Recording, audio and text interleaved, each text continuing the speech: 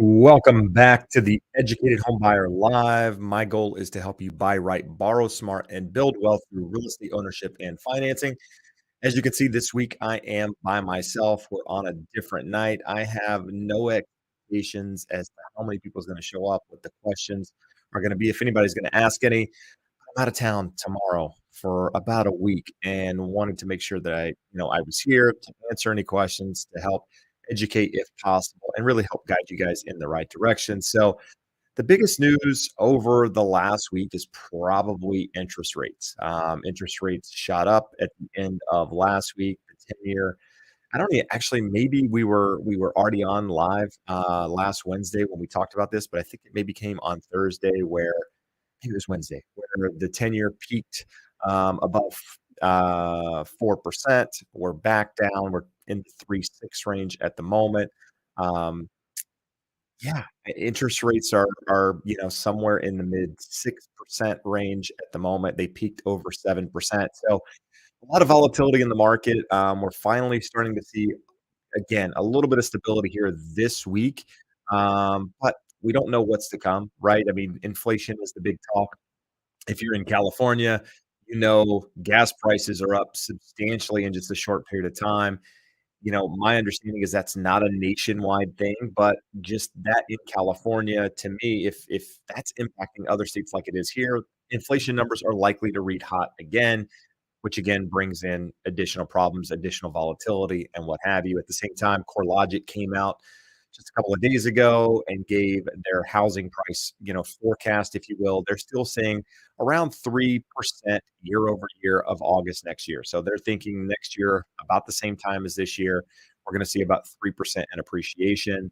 At the same time, they said that we've seen a price decline from the highs, about 2% nationwide from the June high. So they're saying the average homeowners lost about $8,800 in value. So, you know, to each his own. Some people have lost a little bit, some people have lost none, some people have lost a little bit more. I'm sure we're going to dive into this in some of the questions today.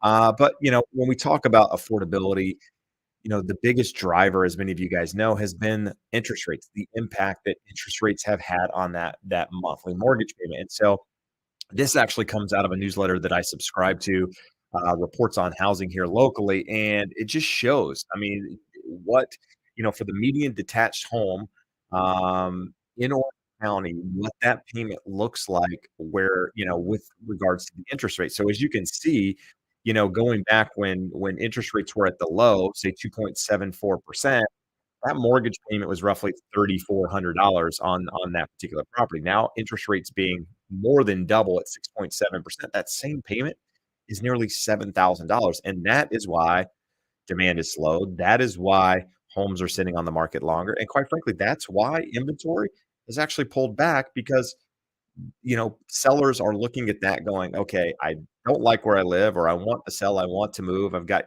however many kids here, I need a bigger house, but home prices are more expensive and interest rates are nearly double. I'm not willing to take on that big of a difference in the payment, and therefore things sit and we kind of trudge along, which is what we're seeing at the moment. So hopefully that gives you a little bit of insight if you weren't already following it. I'm sure you guys were, but yeah. So again, I'm here by myself. I'm here. I'll do my best to answer mortgage questions. It's been a while since I've been in that game.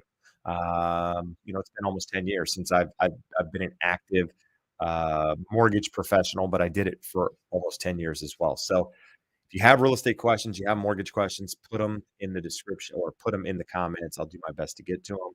But what we're going to do here is just dive into it. I have no expectations tonight. As I mentioned, this might be an hour.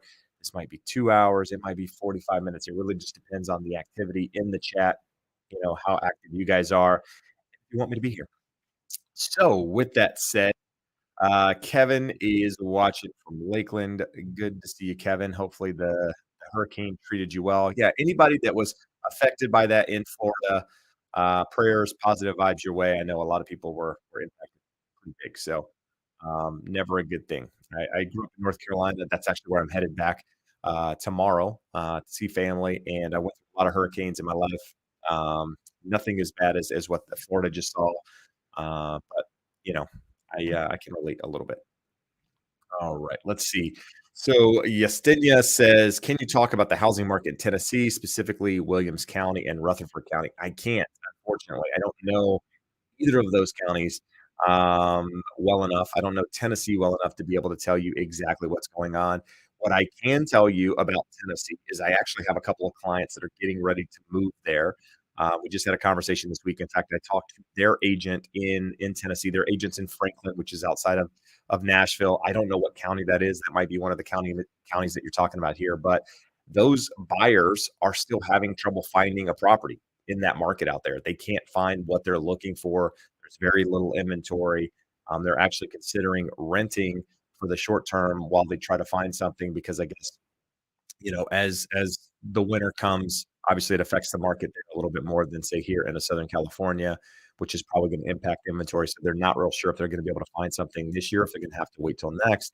But in that market, inventory is relatively low. So depending on where you are and where you're looking, it might be a similar story. I always update you guys here in Orange County where I am about inventory. It's usually on Wednesday, so we're a day early. So the numbers might be a little bit off if you were doing week over week or trying to really keep a stat on it rather. But today we're at 3,601 properties as I came on the show. That's about the same as where we've been, give or take a couple here and there over the last couple of weeks. So inventory is kind of flatlined, if you will.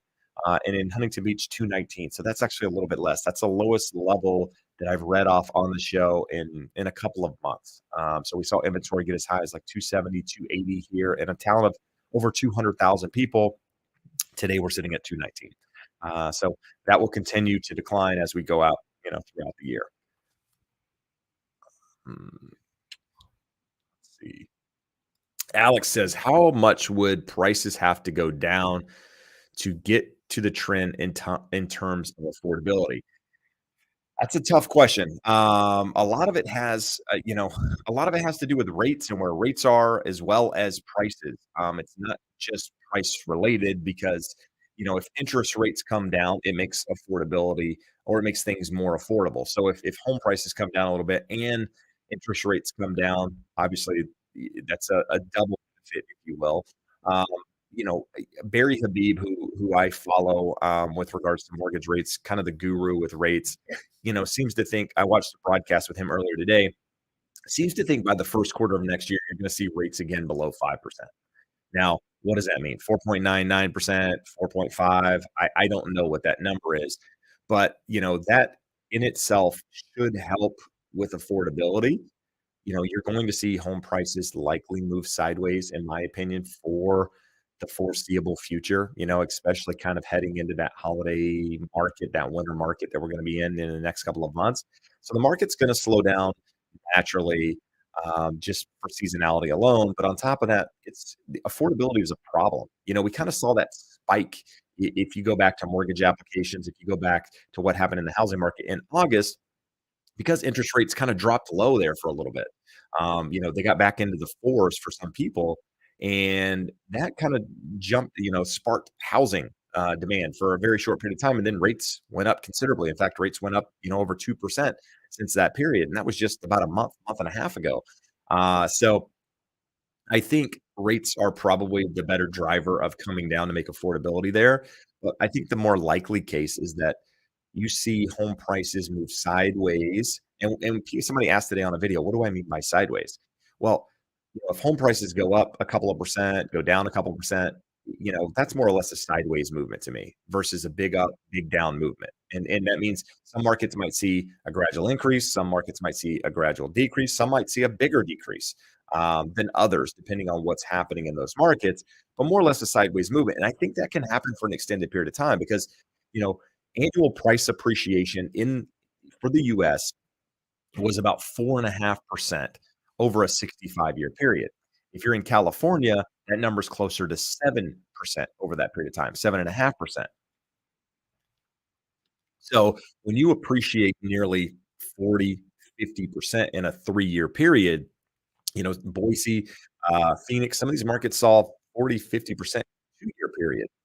That you gotta get back to that trend. So in those markets that have more inventory, that saw bigger appreciation, you're likely to see bigger moves downward to get back to that trend. But you can move sideways, allow wages to catch up, maybe interest rates come down a little bit, and that helps with affordability as well. So, I don't really have a prediction on where prices need to be to make that happen because there's a lot of factors, but there's clearly a lot that plays into that, and it's uncertainty at the moment, right? I mean, I'm not sitting here cheering on saying the housing market's doing great, but at the same time, I'm not noticing any significant declines in my market. I don't know anybody that's got a deal in my market at the moment. In fact, I've talked about a couple of offers recently where we've gotten outbid, we haven't gotten accepted.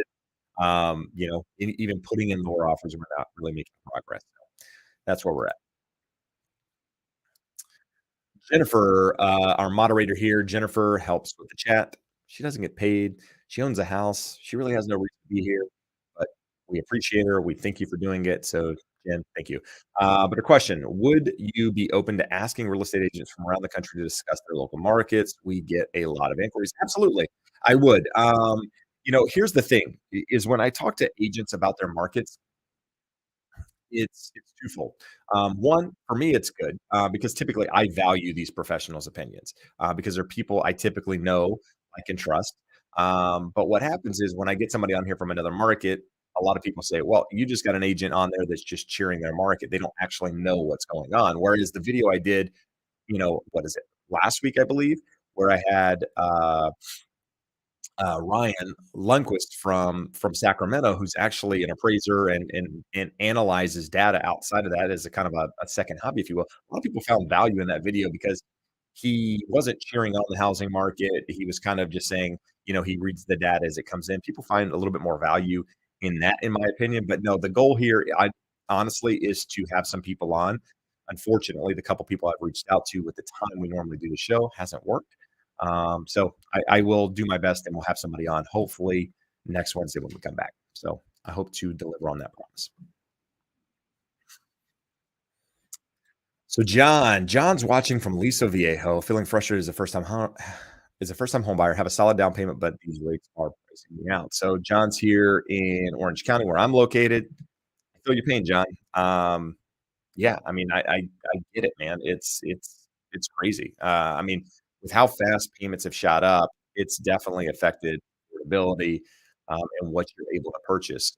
And so if you were buying, say, roughly in that $1 million price point 8 months ago, you're probably looking at like 600, 650 now with how big that increase is. And anybody that knows if they've been looking at $1 million property, chances are they're not going down to a 650 property after that. They're sitting on the sidelines waiting for something to happen. So I feel your pain. If you need an agent, reach out. Let's see. Anya says, "What advice do you give your sellers to stand out?"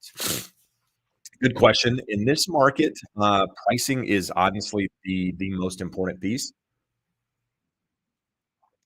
Offering more commission stands out to buyers agents.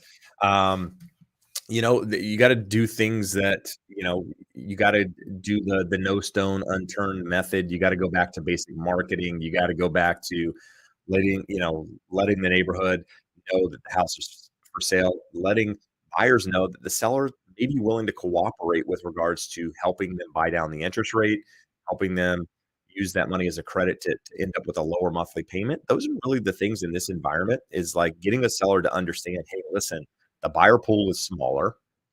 You're going to have less people looking at this property. So do the things that people notice. Many agents out there follow commission. So if you offer more on a property, they're going to see that. Price it aggressively to start with. Don't try to shoot for the moon on the pricing. And then again, let people know, hey, listen, my client is willing to help you buy down the rate, by either building it into the price or potentially asking for a credit and us using that to get you a lower rate. So hopefully that is helpful. LFDJP. Have you seen this type of market before? If so, how did investors continue to increase revenue through the difficult times? Subject to. So, no, I haven't seen this market before because this is a market where I've been doing this almost 20 years through lending in real estate. And the last time we saw something even close to this was 2007, where house prices had really increased, but it was a different market for many reasons that you already know. But the difference then is that people had higher interest rates, they had adjustable rates, they had all of these things. At the moment, people have super low 30-year fixed rates locked in. I forget what the percentage is, but there's like three-fourths of the buyers out there have or homeowners out there have something less than a 4% interest rate.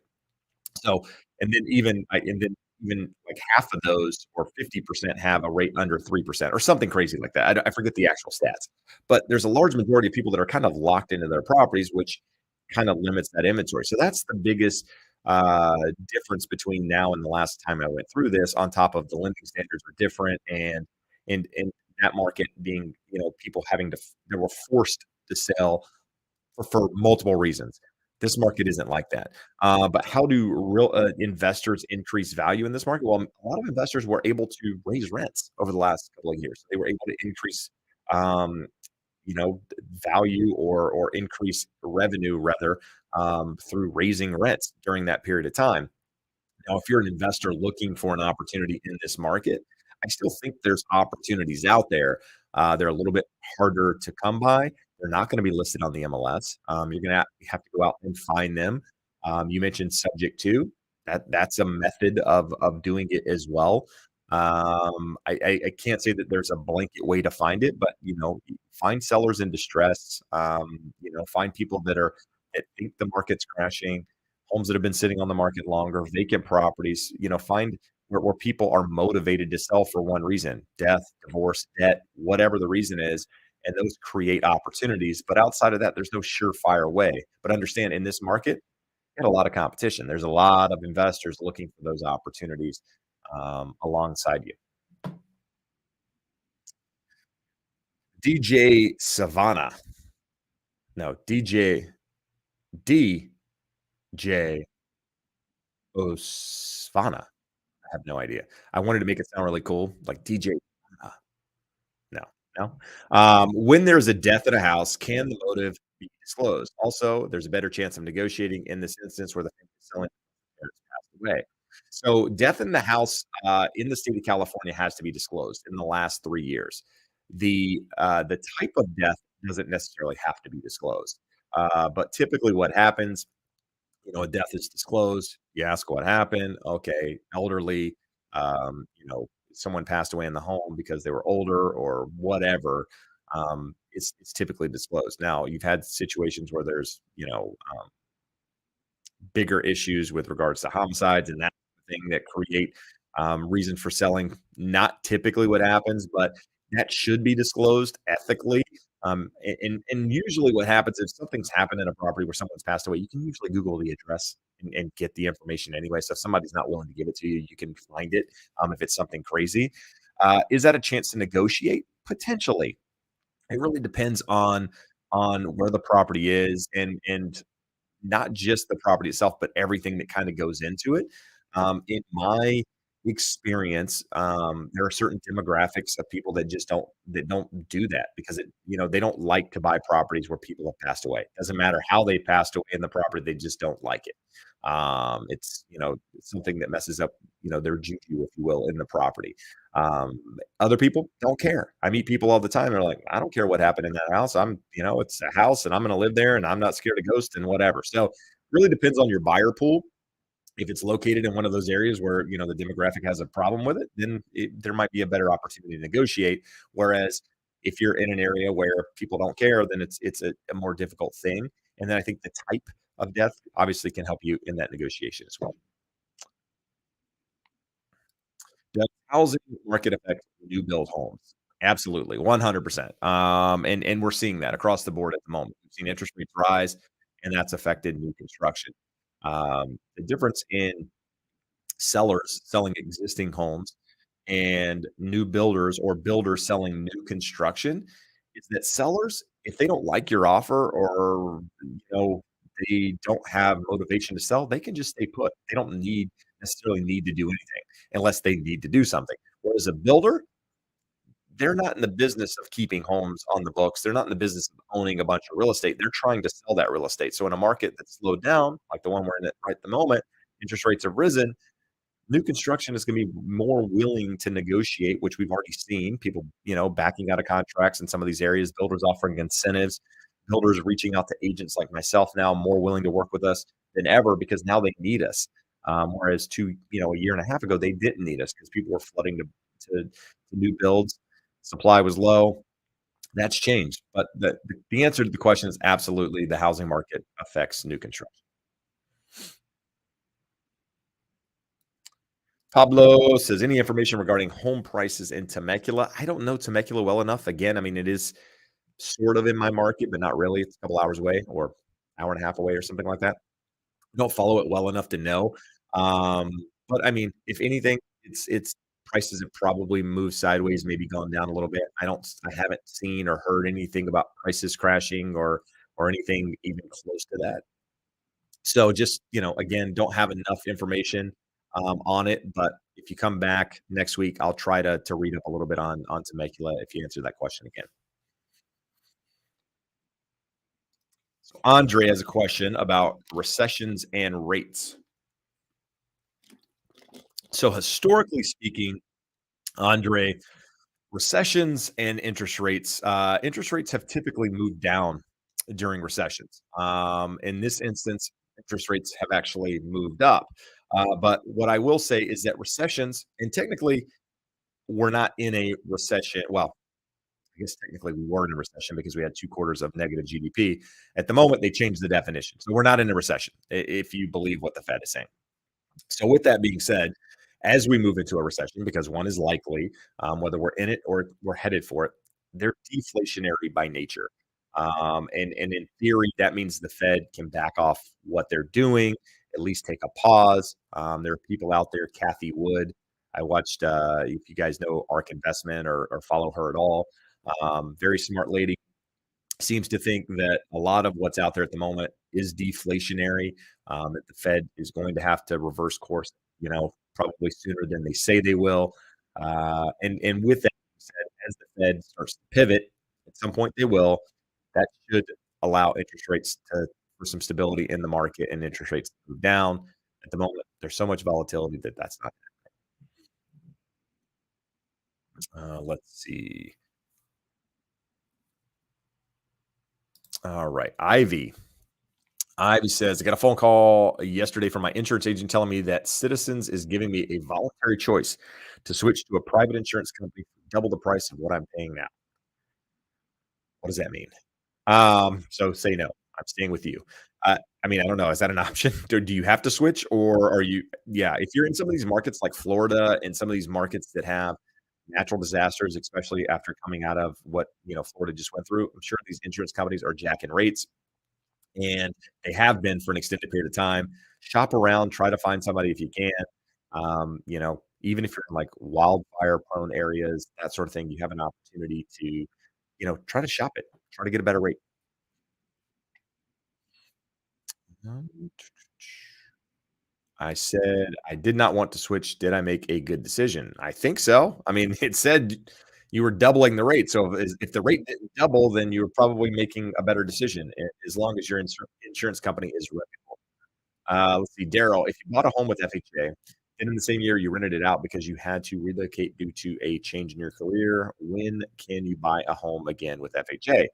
Um, in theory, anytime. You should be able to if you had to move for a job relocation and you can prove that there's a job relocation, you should be okay to go out and use FHA again to be able to purchase another property. So that would be I'm pretty sure of that. You just got to provide documentation or perhaps the reason for why that happened, and you should be good to go. It's hard going by myself, guys. My throat's already drying up. What are we doing over here? DC Moreno says, "What do you think about getting PMI removed? Purchased a townhome March 21st for 500K conventional. It's valued at 650 right now. Is it possible to remove the PMI?" So you've been in the property 6 months. Conventional loan, I believe 6 months is what you have to have. It might be 12. Don't remember. I wish Josh was here to be able to answer this question for you. But in theory, you have enough equity to be able to have that removed. First thing you should do is call your lender and say, you believe that your value is there, and see if they can, see what it takes to remove it. They might be able to do some sort of automated valuation, just You type in the address on the computer, it shows the values there, and they can remove it. It might require you getting an appraisal, an actual appraisal, but they should be able to tell you the time frame. Might be 6 months, might be a year. I don't know the answer, unfortunately. Sorry. Brandon Coco, how to counter offer buy price for condo that seller wants full asking price. Days on the market, 21 days. Our initial offer is 30K under asking the Bay Area. So a home that's only been on the market 21 days, it's hard to tell you how to negotiate. I mean, offer less than the asking price. I mean, what is that? Without knowing the property, knowing the market, maybe that property's priced correctly. Maybe the seller isn't willing to accept anything less than their price, and therefore, if they don't get it, they're not a seller. There's a lot of things in there. You got to find the motivation out for the seller of the seller. Why are they selling? What's driving that decision? Because that could help you in leveraging your offer. But the word on the street out there is what that San Francisco declined 10% from the peak. I mean, in that case, then that property should be worth significantly less, and he should just be begging for you to buy it. I don't necessarily believe the numbers out there with some of this stuff. I mean, a really good example of this, and I'm going to use this in a video, so some of you guys are going to hear this twice, is that my neighbor currently has their house listed for 1.2 million. That house is overpriced. It's listed for too much money. It's only been on the market maybe 3 weeks. It's listed for too much money. It should probably be listed for 1.1. It's a small 2-bedroom property. But it's listed at 1.2. Now, whether that was the agent or the seller picking that price, I don't know. But what's going to happen is that house is eventually going to sell for what it's worth. In my opinion, closer to 1.1. So that's $100,000 less. So that's 8% less than where it's currently listed. So if somebody sees that and they say, "Oh, that property sold for 1.1, it was listed at 1.2, prices have now declined 8%." That's not accurate. That property was overpriced by 8%. It actually sold for what it was worth in that instance, right? And so when you see some of these numbers and prices decline, you got to take it with a grain of salt and say, okay, what's actually happening in that market? San Francisco being one of those, if it's crashing like people are saying it is, that offer that you're saying 30K to the asking, that guy should be begging you to take the house. He's not, or she's not. Why? Because the market's probably not as soft as people are making it out to be. But to answer the question, seller motivation is what you got to figure out. And 21 days isn't a long time on the market by any means. It might seem like a long time in this environment, but traditionally speaking, it's just getting started. Question: do the high interest rates help buyers or sellers? At least at this stage of the game, it helps buyers more so than anything else, but it's a catch 22. It helps buyers because there's less competition, less activity in the market. You know, more of a likelihood of a seller willing to work with you, but at the same time, you're paying a higher payment, and there's less inventory in the market because there's less people putting their homes on the market because of where rates are. So in theory, it's helping the buyers, but at the same time, the buyers are getting affected just as much because the payment has gone up so much. Who actually likes those heavily edited photos? Which photos are we talking about? On listings? I don't. It drives me bananas when agents put filters and edits and all that crap on photos. If you have a good photographer, they don't need to filter the photos. Just FYI. But typically, if you see a property that has heavily filtered photos, be prepared when you go see it in person. It's not going to look like it does in photos. All right. James says, "Do you think we will see 8% average rate?" I don't, but I also didn't think we would see 7%. So I mean, take my opinion for what for what it's worth, which at the moment is nothing. I don't see it happening, but who knows? Got a lot of questions from the same people. Can I ask a lower than asking price on a new build home? Sure, absolutely you can. Just like a car. I mean, you go to a car lot, there's a sticker on it. This is the price we want. You can negotiate. Now, over the last couple of years, you couldn't negotiate that car price. You couldn't negotiate that house price. But guess what? It's a softer market for cars. It's a softer market for housing. You can definitely negotiate. Nothing that's stuck in stone. Everything in life is negotiable. Dina, is a buyer needing a mortgage extension typical? I'm selling and they ask for a 10-day extension. It is. It's not, I wouldn't say it's typical, but it does happen, for various reasons. I would try to find out why. Why did they need an extension? Did something happen with the loan? Is something, where are they in the process? Have they released their contingencies? Try to get more information. Just asking for an extension without a reason is somewhat questionable. You need to know why they're doing it. What are they trying to accomplish in that extra 10 days that's going to suddenly give them the benefit to close. That's the important piece. White boy says, "Do you think the rates will ever drop below 2.3775%?" Maybe at some point in the future. Nothing's out of question, or impossible rather, but I don't see it in the cards anytime soon. I, yeah, I have no idea. I mean, I don't think I would have ever thought we would see rates in the mid 2% range, and we did. Didn't think we'd see rates again at 7% this year. We did. So again, my forecasts aren't really great when it comes to rates. Rich says, "Are you seeing two for one buy downs?" I haven't seen any 2-for-1 buy downs personally, but I have a client at the moment that is buying down the interest rate. We're using a seller credit to buy down the rate. It's a $695,000 purchase, getting a $10,000 credit, using that credit to buy down the rate to lower payment. But in that case, it's not a 2-1. Navneet, don't know New Jersey well enough, unfortunately, to be able to give you any real information. I was talking to an agent. I was at a conference last week. I was at Mid Summit in LA, and there was an agent there who's from, I forget the county, the wealthy county in New Jersey, northern New Jersey somewhere. I forget the name of the county. But she basically said the market's softer, but people are still buying houses. She put a deal in escrow while we were there. We were actually talking about it because I had just done the same thing. And we were talking about the idea of being a softer market, but people are still buying. So don't know it well enough, but here we are. So Jen said I should have called her. So Jen, if you want to come on, let me know if you're around. I'll add you in right now. Let's see the link. Give me a heads up. Spice this thing up. All right.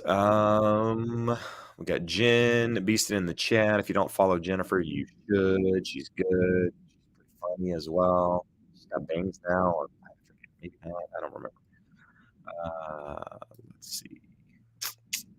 What do we got? Bergen County. Yes, it is Bergen County. That's where the money is. So the people with money are clearly still buying houses based on that conversation I was having.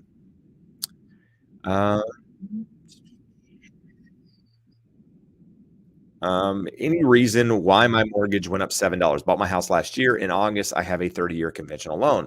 The one reason I can think of is maybe you impound your taxes and insurance on that. And what happened was the county reassessed your taxes, or your insurance premium came in a little bit higher. The escrow company needed to make up for that new difference, and therefore we adjusted your escrow amount. And in turn, that affected the amount of mortgage that you're paying every month, because you got to pay your taxes and you got to pay your insurance, and occasionally those adjust. Therefore, your mortgage payment adjusts. But if your rate is fixed, your mortgage payment should not. She's looking shabby right now, so she bailed out. So she put all that in there and then bailed out on me. Next time.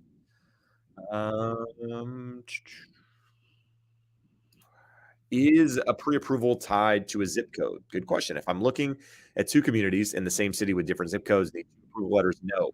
In fact, it might not even be state related. It's an amount, right? So clearly, if you're buying in a different state, you want to make sure the lender you're working with is either approved in that state, or you get a pre-approval from a lender in that state. Again, I'm using a really macro example here, but zip codes, no. State, no. You can use that pre-approval anywhere in the state. It's just based off your income, your debt, and where you're buying. Now, if you're moving somewhere that's a long way away from where you work, if you go into the office every day and you're buying a house that's, a couple 100 miles away from there, you got to be able to provide the lender with something that says why you're buying a house in a completely different area than where you work. But without that, but the easy answer to the question is no, you do not.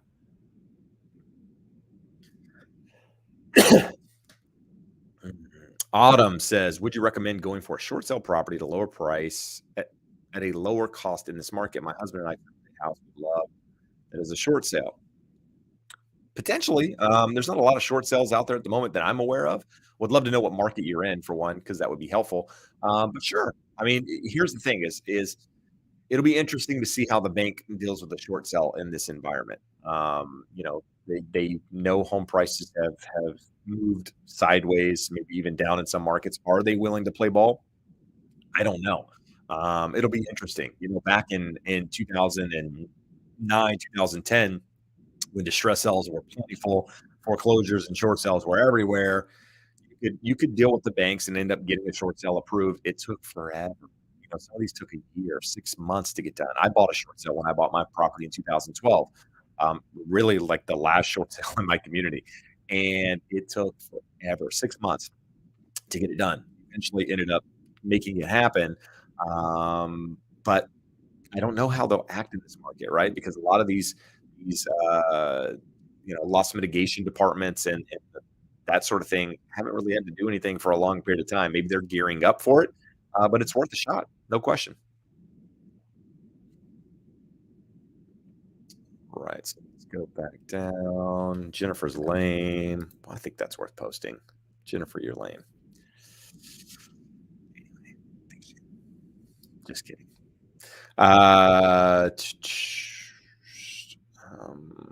so Anya says, "Are you out of the race? Still looking at home?" So we are still looking for a property. Kind of limited our search. We know what we want at this point. I was telling a buddy this weekend as we were walking, if the right house came up in our neighborhood, because that's ultimately where we want to be today, and it wasn't like if it was reasonably priced, we could get it for what it was actually worth. Yeah, we would buy it, even if with interest rates where they are. But we're not actively like going out trying to make offers on properties and that sort of thing. We're really kind of waiting for that property to show up. As I mentioned a couple weeks, months ago, I put an unsolicited offer in for a buddy of mine who lives in the neighborhood, was talking about selling, and we would have bought that house. But he decided not to sell. So if he were to come back today and say, dude, I'm ready to sell my property, chances are we would take it and move forward. So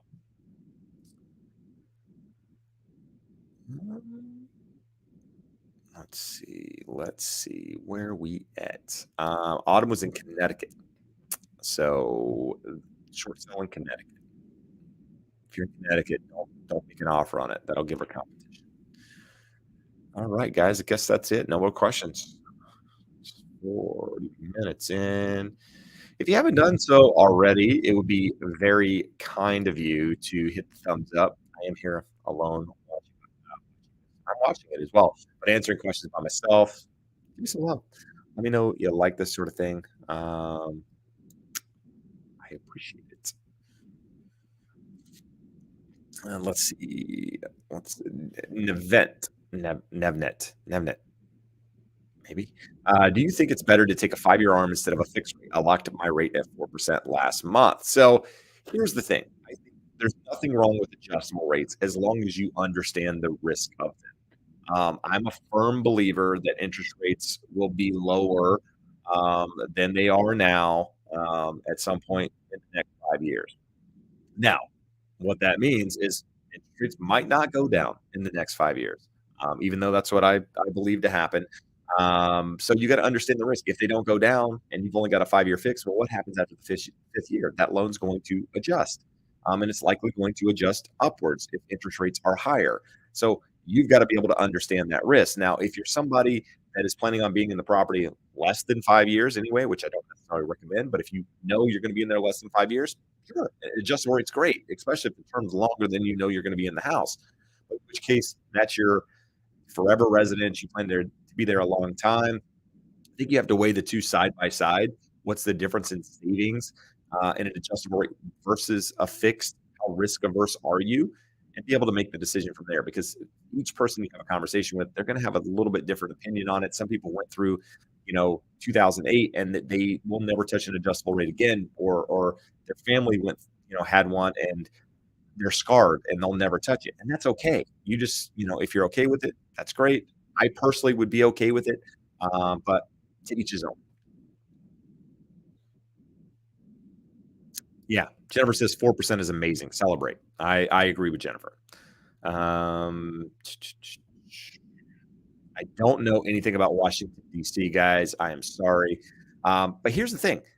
Let me know in the chat, like, what states do you guys want to hear people from? Now, I mean, if you guys give me 50 states, clearly that's going to be a problem. I'm not going to be all 50 people. But where can I get an agent from? Like a market? Because a state's hard, right? Because if you say, Jeb, give me California, well, there's a lot of places in California, right? We could be up where Jen is, we could be down where I am. But if you say, Jeb, I want to hear on Sacramento, I want to hear on Las Vegas, I want to hear on DC, I'll do my best to try to get a show with those agents on there. And second part of that question is, would you prefer to hear from all of those agents on one show? Maybe not all of them, but have a show where there was, 3, 4 people on here, or a show where there's just one other guest talking about their market. Let me know in the comments. That'd be helpful. Let's see. Let's see. Leo says, how high do you see interest rates going within the next 12 months? Again, I've said that I've been wrong about rates several times this year in many forecasts. I was incorrect. I was wrong. However you want to put it, my prediction was not right. I a couple of weeks ago said I thought we were towards the high end of where rates were at 6.25%. We've seen interest rates creep up to close to 7% for some people out there, kind of move back down again. Um, I think we're close to the top because I think you could see inflation numbers start to move down here in the next couple of months, which hopefully, I mean, that's really the driver. Is if inflation continues to be a problem, interest rates are going to continue to be a problem, in my opinion. Uh, I'm a firm. I think what the Fed's doing is deflationary. We're seeing some markets, some prices, some goods start to come down in prices, which in turn should show that what they're doing is working. But we just had oil. I mean, if you're here in California, I mean, gas just went up $2 a gallon in the last like 2 weeks or 3 weeks or whatever it is. It's crazy. And my wife's car paid $6.57 for gas yesterday. It cost me $157 to fill that car up. That's nuts. Nuts, people. That's not good. That's not good for inflation. I mean, if that's a California thing, then it's not going to necessarily show in the inflation numbers. But if that's a nationwide deal, if oil continues to be a problem, it's going to continue to put stress on inflation, which in turn, interest rates. I like to believe that we're going to start to see some year over year numbers decline because of the next 3 readings coming out, October, November, December. Were high readings with regards to inflation. So if we come in with lower numbers, year over year should show a decline in inflation, which should help. But I don't know. I don't know. I'm sorry. All right. So we got people wanting to see New York, Florida, New Jersey. Again, we got a lot of states, not a lot of cities. Middlesex County or never mind, I'm making up. I'm talking about California. You're talking about Jersey. So I'll go through that and let's see what happens. See if we can get some people on here from some of these different areas. Says, got a sweet VA loan at 2.3% last year on occupied DC. Would also love to hear about how to use something like an FHA loan to move into multifamily without selling current property. Multifamily is an option with 3.5% down FHA. But there is a I forget the name of it that they do.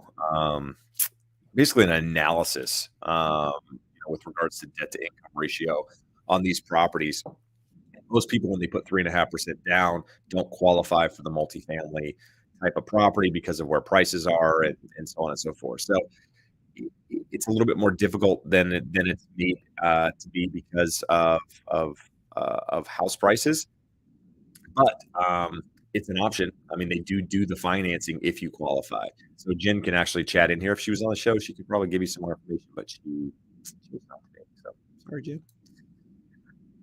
Uh, yeah, there she goes. She basically says never sell or refinance. FHA 3.5%. You must be bored, Jen, if you're sitting here watching this on a Tuesday. What are you doing? What are you doing right now? Are you in New Jersey today? Are you in Boston? Are you in New York? Back in California? I don't know. Just looking. Says I would rather have one guest talking about his or her. So um, we can do that. Jeb says, CC Ryder says, Jeb, are there any banks that are offering a HELOC to buyers, homeowners who took a COVID forbearance loan modification? I have no idea on the answer to that. What I do know is that once you've, you know, made 3 payments on time, if you will, then you should be able to refinance that loan with a conventional lender, which makes me think that you could probably get a lender to do a home equity line, but I can't say for sure. My wife wants to know what I want for dinner, so I'm gonna type that in the phone here as we're talking. We're gonna say carne, because did you guys know it's National Taco Day? It's Taco Tuesday. Genius, right? So we're gonna say carne asada burrito. That's what we're having for dinner, people. And we're gonna say, "You want it gringo style?" That's what they call it. No rice, no beans. That's how I like it. Just steak, cheese, guacamole, salsa. Really easy, right? All good. Back to the show. See how easy that was? Okay. Probably bored you guys to death here. So Junji says, Jennifer, would you recommend a rate lock in this environment? So what I'm going to say, without, I mean, we'll put up Jennifer's comment here, but I would say yes, yes, lock. If you're happy with the rate now, lock it. I mean, if you're somebody that is risky, you're willing to take on, you're gambling a little bit, you're willing to take on potential risk, maybe, but lock it. If you're happy with the rate, lock it. You just don't know what's going to happen. I mean, like she said, there are some lenders out there doing locks and shops. They'll lock your rate, allow you to shop around, whatever, or maybe in some cases, well, they won't allow you to shop around. You can shop around after you lock it with other lenders if rates go down. But you can also find lenders out there that may be able to lock your loan and maybe reduce the rate if rates go down. So just have that conversation with your lender. Work with a professional. More importantly, interest rate isn't everything. It's very, very important, but it's not the entire puzzle, if you will. Let's see. And then my wife asked me if I'll pick it up. You know, hold on. She doesn't even know when I'm leaving. What are we doing here?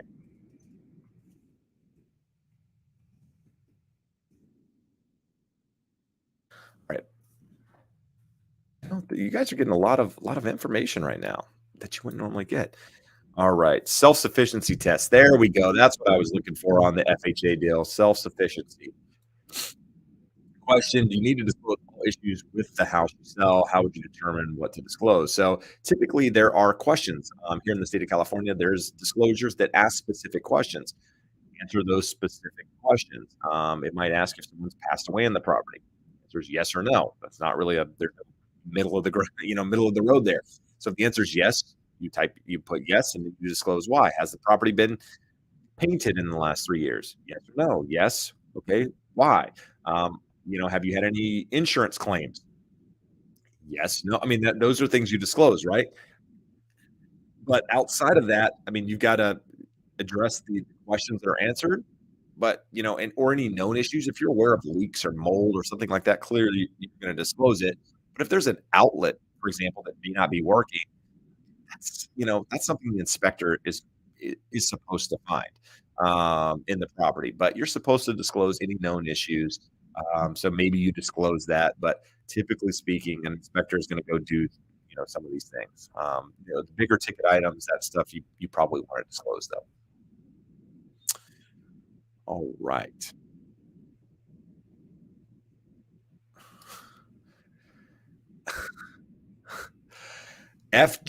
FGJF says a YouTuber saying that rates can rise to 20%. Is that a possibility? So property values will come down. Here's the deal. Rates rise to 20%, the market will crash. Really simple. It would have to. But will rates rise to 20%? I don't think so. You know, make sure you know who you're getting your advice from. Make sure you're professional. The problem with YouTube or any other platform out there is not only do experts have a platform to stand on and talk about these things, but idiots also have that same platform to put out their opinion on what they think is going to happen. So just make sure you know who you're following, their credibility, how long they've been doing it, their sources, why they think that. That's all very, very important. But no, I don't think they're going to 20% or anywhere close to that. All right, let's see here. So NYC Drive says, does DSCR really work? So DSCR is a debt service loan, which means that you can buy a property and essentially put very little down if the incomes on that property service the debt on it, if you will. Yes, those loans exist. Yes, they do work. I'm not in the lending world these days, so I don't really have a lot of information on them, but I know what they are, and yes, they're available, and people do use them. But clearly, the rent's got to make sense on that property in order for that to make sense as well. Let's see. Let's see.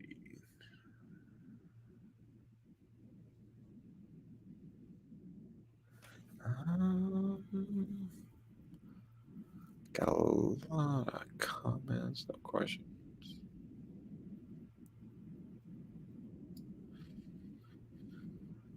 Let's see. We don't have. So Anya says, "Did you notice that a holiday movie, It's a Wonderful Life, is actually about real estate renting and buying?" Did not know it was about that in the movie.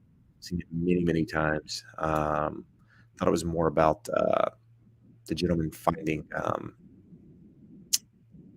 out that there was more to life and he had a reason to live, if you will. But nevertheless, Shaman is under contract with FHA. Congrats to you, my friend. Nathan says, using a big builder, house expected completion in February 2023. When can I lock in my rate? Should I lock in? So you're what, 5 months out at this point? Best case scenario. Typically, what I would say is that many of these builders end up not completing the houses in the time frames that they say they're going to. So it could end up being a little bit longer. I don't really, that's tough. Locking 6 months out, you're definitely going to pay a premium to lock that loan. Many lenders out there, you might find a lender that doesn't have that premium to lock it in. So I think, having those conversations, I don't know if you're talking to the builder might be able to lock you in. Typically, working with these builders isn't the best option, but you might be able to go into the lender, get pre-approved with them, lock the loan with them so you have a certain lock, something in stone, and then go out and shop it, closer to completion date. If you find another lender, transition to that lender, potentially lock it in. If, builder lenders aren't typically, like I said, the best option. I would more prefer or more recommend a broker, somebody that, has access to multiple programs, that sort of thing, versus, the builder's lender, because the builder's lender, typically the fees are a little bit higher, but again, shop it around and see what's the best fit for you. But I can't really, this month's out, 6 months out. It's hard to say where rates are going to be and what to do at this point.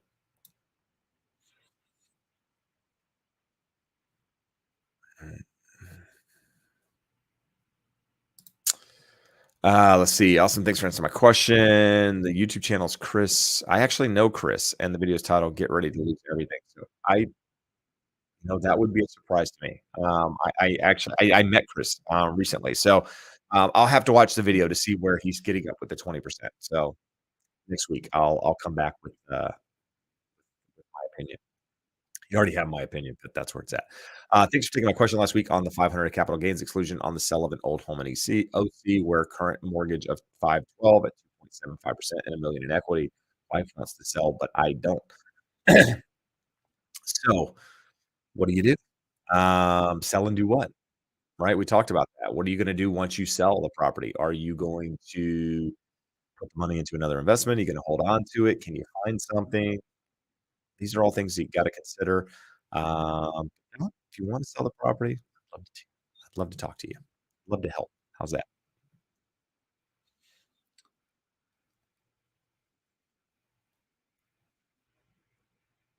So Shameen says something very, very important here, guys. I didn't want to try to time the market, so I pulled the trigger. Was able to get an offer on a single family home just under list price, and the sellers paying almost half the closing costs. First time home buyer. So the awesome.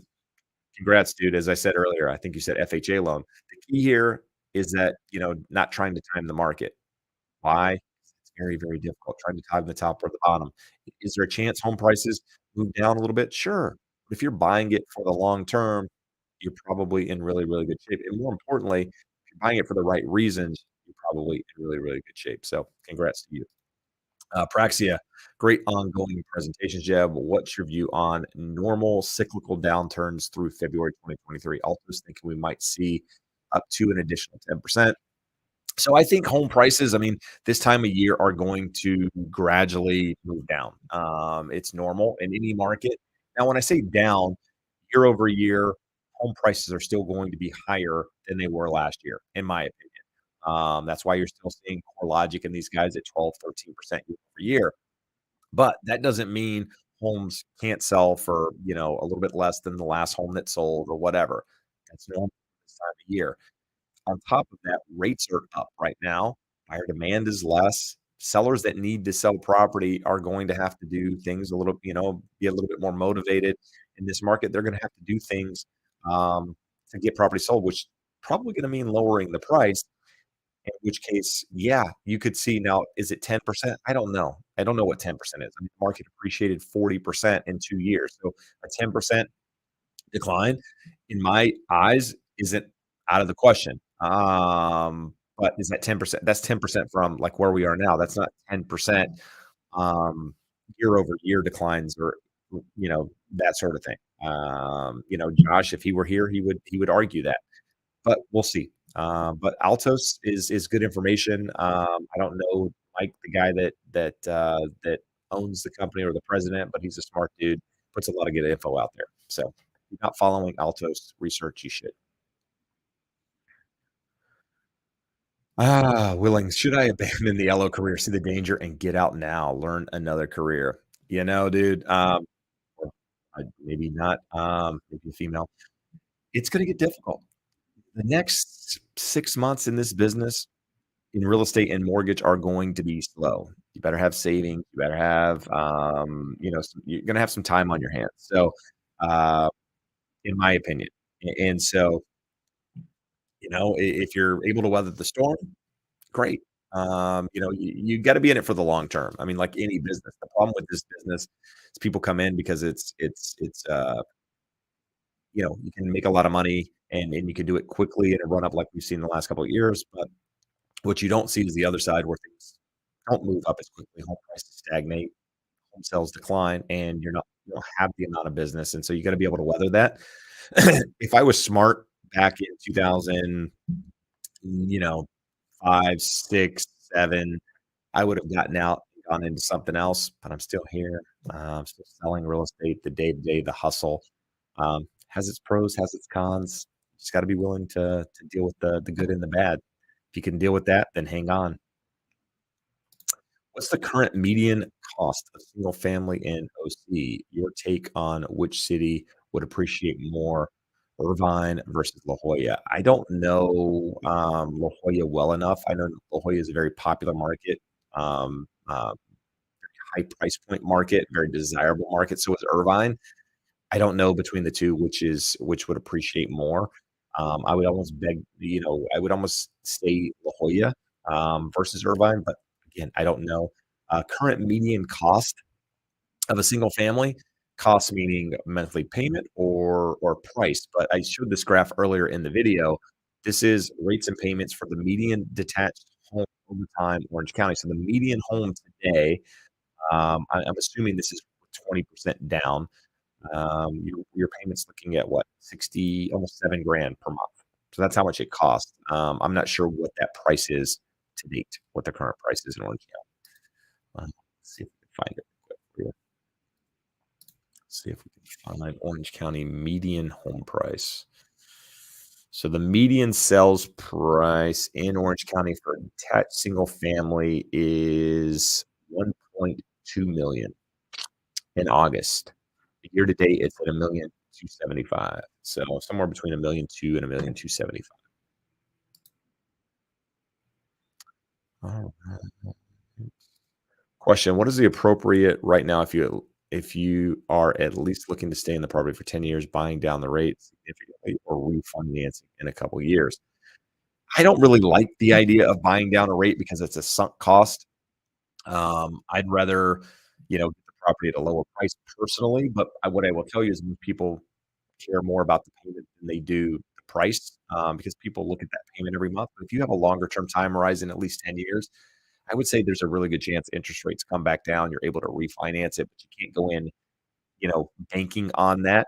So you got to be able to handle that payment in this environment. So to each his own. I don't like buy downs because of, like I said, the sunk cost, and I think rates will come back down personally.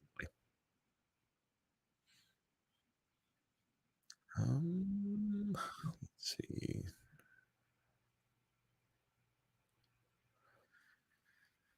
Yeah, Willing says, I'm scared and don't want to waste any more time. I'm not good at public speaking, and Phil LO requires this skill set. Yeah, not public speaking, but you got to be able to have conversations, and you got to be able to have difficult conversations. And that's where most people fail in this business is they don't want or can't have conversations when things don't go as planned, and it ends up being a communication issue, and you lose trust and all of that good stuff. So you got to be able to have those conversations, good, bad, and different, whatever. Um, More importantly, you gotta be able to weather the storm, right? The good, the bad, and what we're kinda going through at the moment. Things are just gonna be slow. I mean, it's gonna be a professionals market.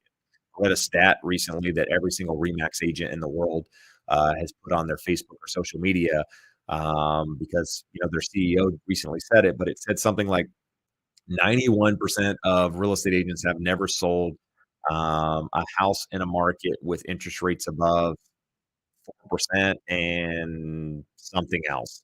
So there's a lot of people that got their licenses and on the mortgage and real estate side when things were good, and a lot of them will disappear when things move down. It's just the nature of this business. All right, what do we got? And Jen says, "Get out now. Get out now." If I get an ARM, can I refinance into a conventional? Yes, yes, you can refinance into anything. You can refinance into an FHA loan if you wanted, or any other type of loan if you wanted to refinance. You can refinance into something else if you want to. No set time on that. Will I be live tomorrow? I will not. So tonight is the live for tomorrow because I'm out of town, back in North Carolina, visiting family, doing all that good stuff. Um, Tonight's the night. Back next Wednesday, we'll be back on schedule. Mm, Jen brings up a good point. Basically says you have to do what is right for the client when an underlying passion with an underlying passion to last. If you are chasing money, run now. And I would say that about any business, not just real estate, not just mortgage. If you're chasing the money, it's gonna make for a unfulfilling journey, if you will. You're gonna get bored, you're gonna get impatient, all of the above, not just this business. Look what this turned into. This is like throwing out profound info with Jen being here. She's like our hidden guest this evening. All right, guys, it is what time is it? It's 6:04. Here's what we're gonna do. I appreciate you guys being here. Appreciate the support. I would love it if you hit the thumbs up. That would help me out. This week, we are talking about the idea, I believe, of the risk of buying in this market, on the education home buyer. So if you haven't listened to that already, it looks like that little icon there in the corner. Go find it on any platform out there. If you haven't rated us and reviewed us on that, we'd be grateful if I'd be grateful if you did that as well. But check out that episode, send it to somebody that's thinking about buying a home, even if they're, a year out, 6 months out. It's all about educating home buyers just like this channel is. I do appreciate your support, and, I'm grateful you guys show up every week, to be here and, and put in questions because that's what makes this stuff happen. But for now, I'm out. I will be posting a video on Friday, talking about seller credits, how to use them, and then back on Monday, there'll be a video, and then I'll be back live on Wednesday, guys. All right, until then, adios.